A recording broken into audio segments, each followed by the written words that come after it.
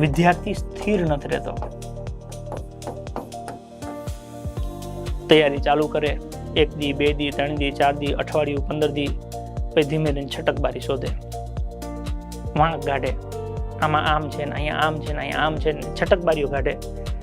તૈયારી ન કરવા માટે તમારી પાસે 1000 બહાના હોઈ શકે છે, પણ તૈયારી કરવા માટે એક જ બહાનું પૂરતું છે કે મારે પાસ થવું છે. કોઈ પણ પરિસ્થિતિ, કોઈ પણ સંજોગ, કોઈ પણ ભોગે પાસ થવું છે.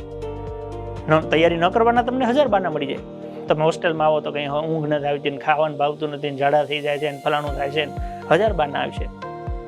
હોસ્ટેલમાં આવે ને તાવ આવી જાય, માતા પિતા લટુડા પટુડા થઈ જાય, છોકરું માંદું પડી ગયું એટલે હું દુનિયામાં જે હોસ્ટેલમાં આવે જ માંદા પડે, આખી દુનિયામાં બાકી માંદા પડતા છે એમાં અમે જવાબદારી છું.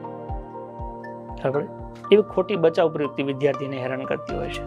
બચાવ પ્રવૃત્તિ ન હોવી જોઈએ. આ સાહેબ ભણાવે મને બરાબર મજા નથી આવતી, તો પેલા તો ગગલો હતો, નાનો હતો, પેલા ન ખબર પડે આપણને, જોઈ લઈએ એની મેથડ ફાવે છે કે નથી ફાવતી.